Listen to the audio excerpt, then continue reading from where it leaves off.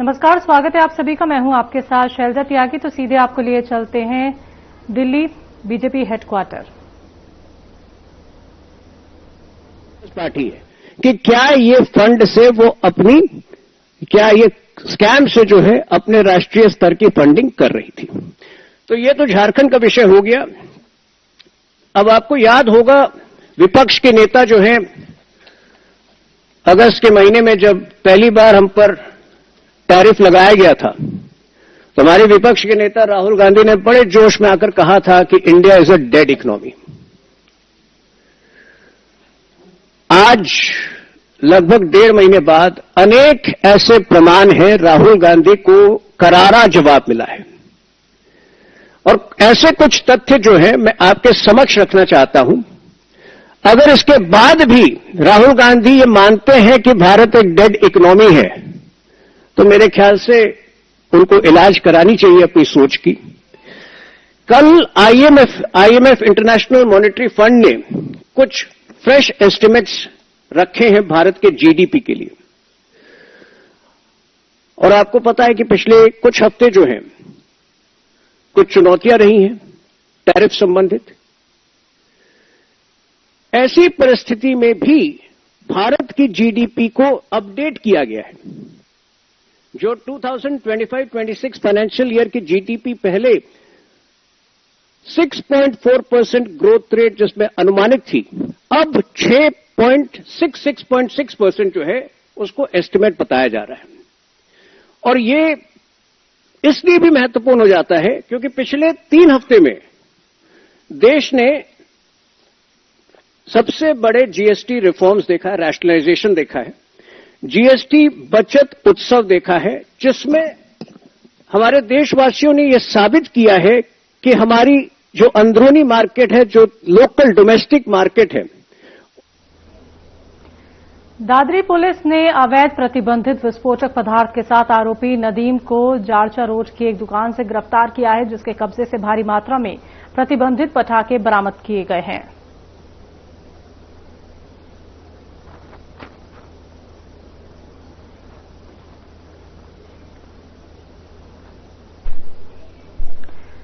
मुख्य सचिव एसपी गोयल की अध्यक्षता में राज्य स्तरीय सैनवांशिंग कमेटी की बैठक आयोजित की गई। बैठक में राज्य कृषि विकास कार्यक्रम के तहत कई महत्वपूर्ण परियोजनाओं को मंजूरी दी गई। अपने संबोधन में मुख्य सचिव ने कहा कि स्वीकृत परियोजनाओं से न केवल कृषि उत्पादन बढ़ेगा बल्कि ग्रामीण अर्थव्यवस्था को भी मजबूती मिलेगी।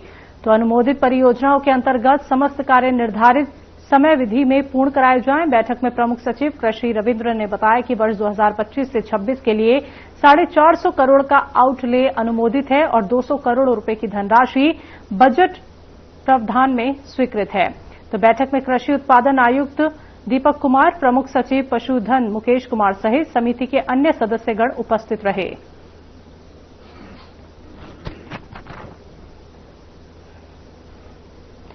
सीपी नोएडा ने सोशल मीडिया पर पोस्ट कर कहा कि सीपी नोएडा के निर्देशन में एनसीएसएएम 2025 की थीम साइबर अवेक इंडिया के तहत 15 अक्टूबर को स्कूल कॉलेजों के विद्यार्थियों को 12 बजे ऑनलाइन जोड़कर नोएडा पुलिस द्वारा अक्टूबर महीने में साइबर जन जागरूकता अभियान संचालित किया जा रहा है।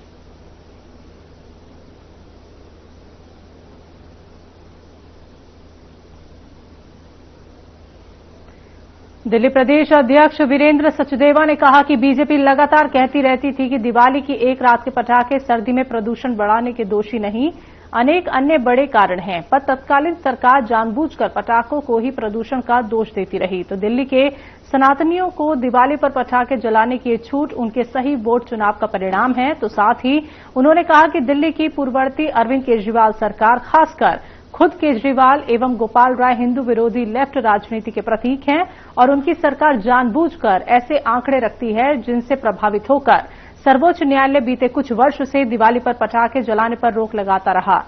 तो इस वर्ष दिल्ली में सनातन प्रेमी सरकार है जिसने वस्तु स्थिति सर्वोच्च न्यायालय में रखी और दिवाली पर पटाखे जलाने की छूट दिलवाई है। सुप्रीम कोर्ट का जो निर्णय आया है कि ग्रीन क्रैकर्स की अनुमति दी जाएगी, उसका हम स्वागत करते हैं। भारतीय जनता पार्टी लगातार इस पक्ष में थी कि दिवाली पर पटाखे चलने चाहिए, बच्चों को अपनी संस्कृति और अपने कल्चर का ज्ञान भी होना चाहिए। लेकिन दिल्ली में अरविंद केजरीवाल की सरकार ऐसी सरकार थी जो जानबूझकर कोर्ट के सामने गलत तथ्य रखती थी, जिससे कोर्ट ये निर्णय देता था कि पटाखे नहीं जलेंगे। आज दिल्ली में एक सनातन प्रेमी सरकार है जिसने कोर्ट के सामने सही पक्ष रखा और जिसका ये परिणाम है कि सुप्रीम कोर्ट ने ग्रीन क्रैकर्स चलाने की अनुमति दी है।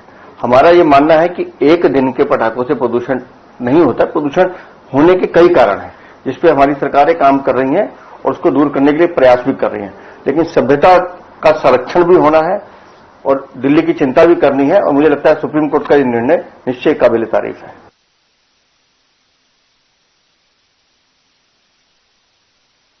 एपीजे अब्दुल कलाम की जयंती है। इस मौके पर केंद्रीय गृह एवं सहकारिता मंत्री अमित शाह ने एक्स पर पोस्ट करते हुए उन्हें श्रद्धांजलि अर्पित की और कहा कि डॉक्टर एपीजे अब्दुल कलाम जी को उनकी जयंती पर स्मरण कर रहा हूं।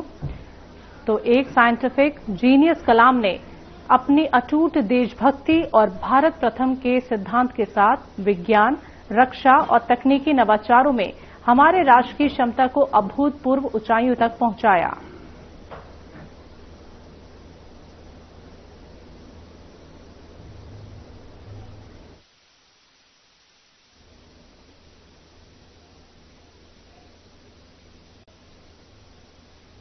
खबरों में वक्त एक छोटे से ब्रेक का, जल्द वापस लौटेंगे।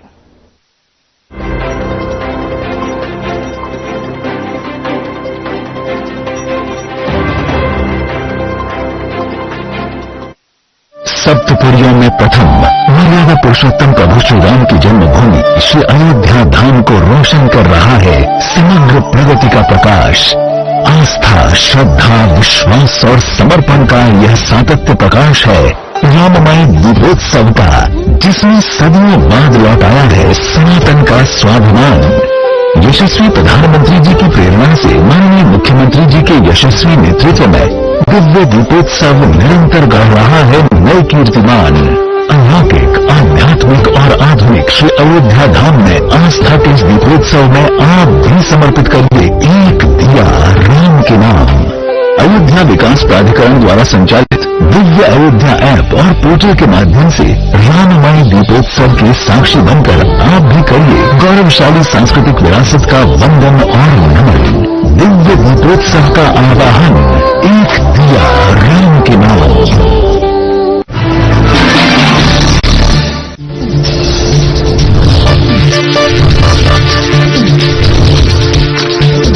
साधना इंस्टीट्यूट के छात्र हर साल नए नए जगहों पर, नए नए संस्थानों पर काम करने के लिए जाते हैं, उन्हें प्लेसमेंट मिलता है और साथ ही साथ वो संस्थानों का और साधना इंस्टीट्यूट का नाम भी रोशन करते हैं। तो अगर आप इलेक्ट्रॉनिक मीडिया, मास कम्युनिकेशन में अपना करियर बनाना चाहते हैं तो साधना इंस्टीट्यूट आपके लिए एक सबसे बढ़िया विकल्प है।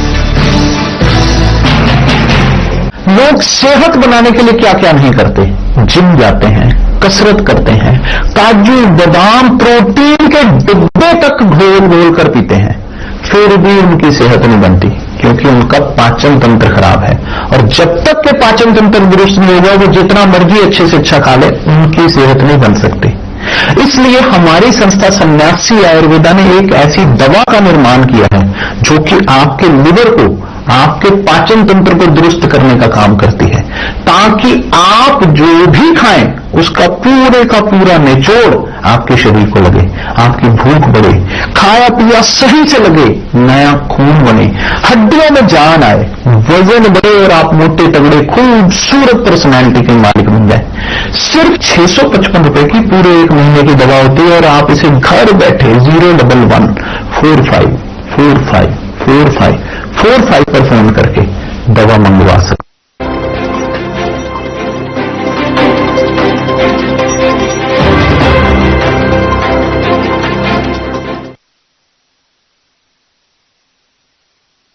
ब्रेक के बाद एक बार फिर से आप सभी का स्वागत है। बढ़ते हैं अगली खबर की तरफ। प्रधानमंत्री उज्ज्वला योजना के अंतर्गत गैस सिलेंडर रिफिल सब्सिडी के वितरण के लिए लखनऊ में कार्यक्रम का आयोजन किया गया, जिसमें मुख्यमंत्री योगी आदित्यनाथ शामिल हुए। सीएम योगी आदित्यनाथ ने कार्यक्रम को संबोधित करते हुए कहा कि अगर कोई भी उत्साह और उमंग के इस त्योहार में रंग में भंग डालने का प्रयास करेगा तो जेल की सलाखें उसका इंतजार कर रही हैं, चाहे वो कोई भी हो, और उसे अंदर डालने में देर नहीं की जाएगी। इसलिए त्योहारों और उत्सवों को शांतिपूर्ण और सौहार्दपूर्ण तरीके से मनाया जाना चाहिए।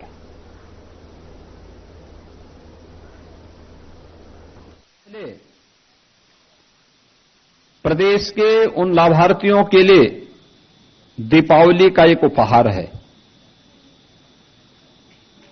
पर्व और त्योहार के पीछे का उद्देश्य भी यही होता है कि हम अकेले नहीं बल्कि सामूहिक रूप से इस उत्साह का हिस्सा बने। जिस रसोई गैस के लिए आपके पैसे खर्च होते हैं, उत्तर प्रदेश की सरकार ने 2021 में तय किया था कि वर्ष में 2 बार होली और दीपावली के अवसर पर हम उज्ज्वला के सभी लाभार्थियों को फ्री में रसोई गैस के सिलेंडर उपलब्ध करवाने का काम करेंगे। और आज दीपावली का यह उपहार प्रदेश के 1,86,00,000 उज्ज्वला योजना के लाभार्थियों को प्रदान किया जा रहा है। इसके लिए मैं आप सबको हृदय से बधाई देता हूं और सभी लाभार्थियों की तरफ से शुभकामनाएं देता हूं। बहनों और भाइयों, किसी भी लोक कल्याणकारी सरकार का दायित्व बनता है कि वह शासन की योजना का लाभ ईमानदारी के साथ उन जरूरतमंदों को, गरीबों को, उन वंचितों को, उन दलितों को उपलब्ध करवाएं जो उसका लाभार्थी, जो उसका पात्रता रखता है, और बिना किसी लालपेट के, बिना किसी व्यवधान के उसका लाभ उन पात्रों को प्राप्त होना ही चाहिए। आजादी के बाद पहली बार किसी भी गरीब को, किसी भी वंचित को बिना भेदभाव की योजना का लाभ तब मिलना प्रारंभ हुआ जब देश के अंदर सौभाग्य से श्री नरेंद्र मोदी जी प्रधानमंत्री बने। इससे पहले गरीब के शासन की योजना कौड़ी की बात हुआ करती थी, बहुत कठिन था। याद करिए 2014 के पहले रसोई गैस जिनके कनेक्शन थे उनको तो नहीं मिल पाता था, और जिनको कनेक्शन चाहिए था उनको कनेक्शन लेने के लिए भी घूस देना होता था। याद करिए 11 वर्ष में 11 करोड़ गरीबों को प्रधानमंत्री मोदी जी के कारण फ्री में रसोई गैस के सिलेंडर उपलब्ध हुए हैं पूरे देश के अंदर। और जिसमें अकेले उत्तर प्रदेश में 1,86,00,000 ऐसे परिवार हैं जिनके पास रसोई गैस का सिलेंडर नहीं था, उन्हें ये उपलब्ध हुआ। यानी इन 11 करोड़ परिवारों के लिए भोजन बनाना एक अत्यंत दुरूह कार्य था। याद करिए, भोजन के लिए ईंधन नहीं, या तो लकड़ी में बनाए, या कोयले में बनाए, या गोबर के कोयले में बनाए, या मिट्टी के तेल के लिए, यानी केरोसिन के स्टोव के लिए उसमें बनाए। केरोसिन मिलता नहीं था। 2014 के पहले कहीं से लकड़ी बीन करके लाते थे तो फॉरेस्ट के लोग अलग से परेशान करते थे। कोयले में बनाएंगे तो जितना ऊर्जा उनकी कोयले में भोजन बनाने में खर्च होता था, उससे ज्यादा उससे निकलने वाली गैस से व्यक्ति बीमार होता था, लंग्स खराब होते थे, दमे की बीमारी का शिकार व्यक्ति होता था और महिला होती थी। पूरा परिवार जिंदगी भर उपचार कराते कराते थक जाता था और महिला खांसते खांसते दम तोड़ देती थी। बरसात के समय जो लोग लकड़ी से, कोयले से भोजन बनाते थे, भीग गया या सर्दियों में जब भीषण सर्दी पड़ती थी तब लकड़ी जलती नहीं थी, भूखों पेट या कच्चा भोजन खा करके लोग को सोने के लिए मजबूर होना पड़ता था।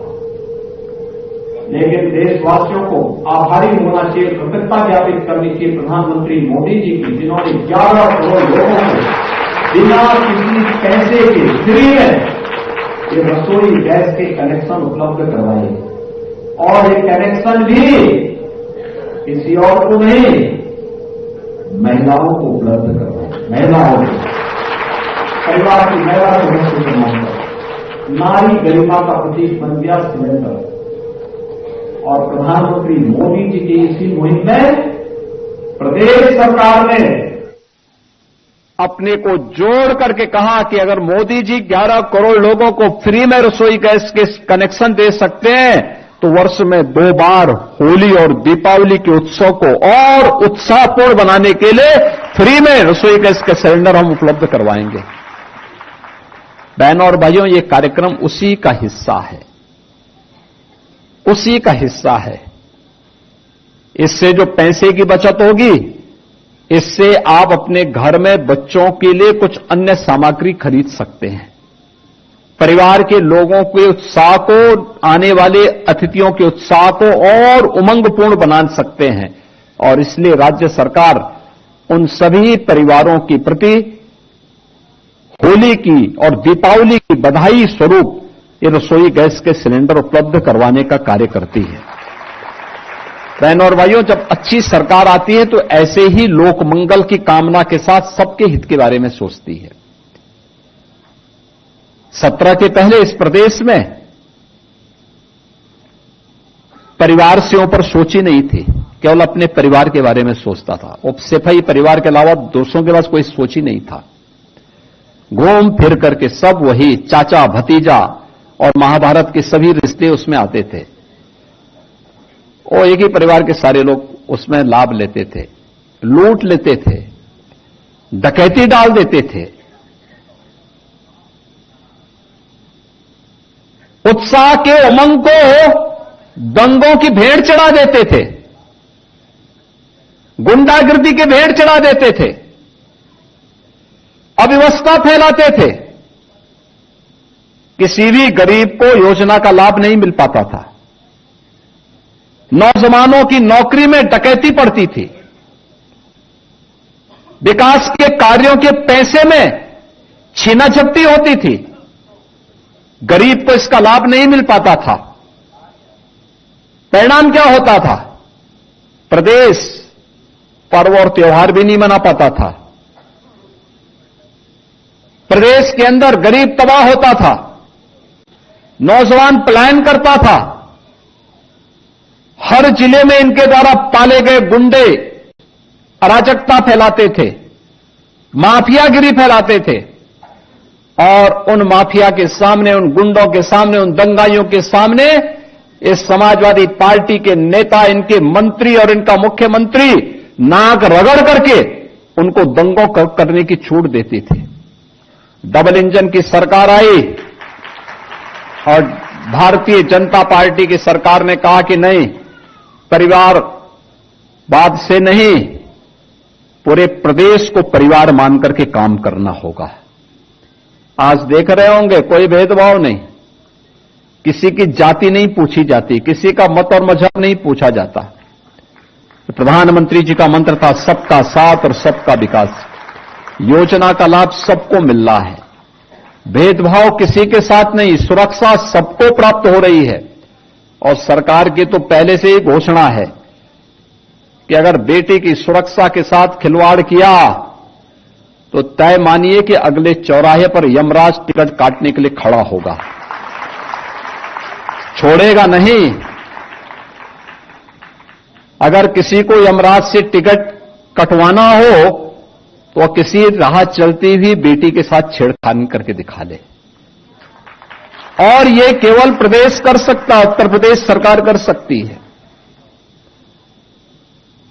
और ये हमारी वचनबद्धता भी है कि हर बेटी को सुरक्षा देंगे, हर राहगीर को सुरक्षा देंगे, हर व्यापारी को सुरक्षा देंगे, हर नौजवान के हाथ को काम देंगे,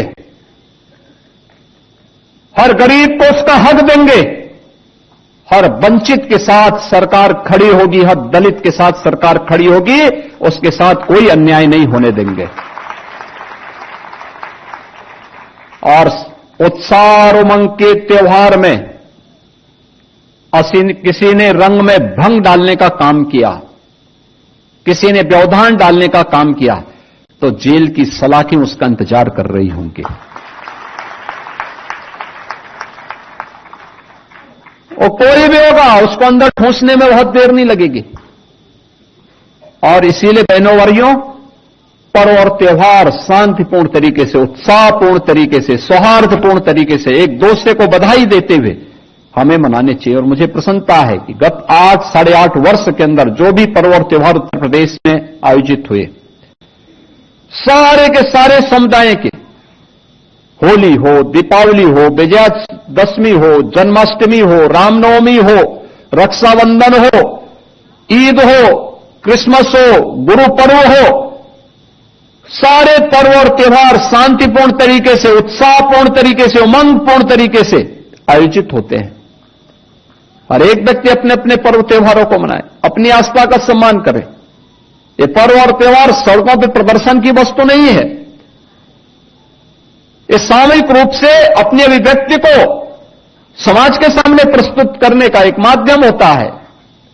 लोग एक दूसरे से गले मिलें, सामूहिक रूप से विकास की प्रक्रिया का हिस्सा बने, अपने परिवार की खुशी को अपने समाज के साथ, समाज की खुशी के साथ प्रदेश के साथ, प्रदेश की खुशी को देश के साथ आपस में शेयर करते हुए हम आगे बढ़े।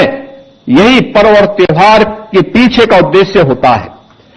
अब वह भाव नहीं, अब ये वो सरकार नहीं है जो दंगाइयों के सामने घुटना टेकती हो। ये सरकार तो जो जिस भाषा में समझेगा उस भाषा में समझाना भी जानती है और अच्छी तरीके से जानती है। और इसीलिए आज मैं प्रदेशवासियों से कहूंगा, दीपावली आ रही है। दीपावली के अवसर पर लोग, हर परिवार, भारतीय परिवार कुछ न कुछ खरीदता है। एक इस अवसर पर जो भी खरीदे वह स्वदेशी खरीदे। स्वदेशी, हमारा कारीगर, हमारा हस्तशिल्पी, हमारा स्थानीय उद्यम जो कुछ भी बनाया होगा उसको खरीद करके अपने घर में लेके जाइए। हमारे घर में दिया जलेगा दीपावली का तो हमारे ही कुम्हार के द्वारा बनाया गया दिया होना चाहिए। हमारे घर में दीपावली के अवसर पर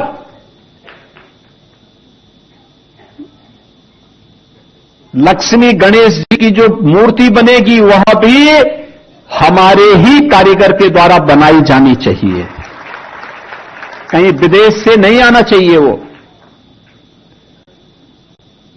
हम किसी को उपहार भी दे रहे हैं, अपने हितमित्र को, शुभचिंतक को, नातेदार रिश्तेदार को, वह भी स्वदेशी होना चाहिए, वह भी स्वदेशी होना चाहिए और स्वदेशी ही आपको गिफ्ट भी देना चाहिए किसी भी आयोजन के अवसर पर।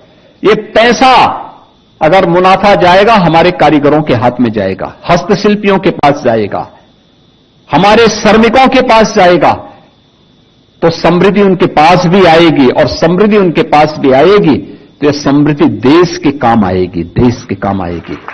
विकसित भारत बनेगा। विकसित भारत के लिए हम सबको सामूहिक रूप से प्रयास करना होगा। और दूसरा, पर्व और त्योहार में एक चीज का हमें और ध्यान देना होगा, और वह ये कि अगर हमने अपने परिवार की आवश्यकताओं की पूर्ति कर ली है तो थोड़ा सा उसमें से बचा करके किसी एक गरीब को जरूर कुछ सहायता करने के लिए तैयार होना चाहिए। आपकी बगल में याद करिए ना, याद करिए, अंत्योदय के प्रणेता पंडित दीनदयाल उपाध्याय जी अपने जीवनी में एक बात लिखते हैं उन्होंने कहा, एक आचार्य शंकर के बारे में उन्होंने इस बात को कहा था कि वे भिक्षाटन करते हुए देश के अंदर जब सनातन धर्म की मूल्यों और आदर्शों की स्थापना करने के लिए निकले थे तो पूरे देश के अंदर भ्रमण कर रहे थे और उस समय वो एक बड़े घर के सामने गए, सन्यासी के लिए। खबरों में अभी के लिए इतना ही। मुझे दीजिए इजाजत। नमस्कार।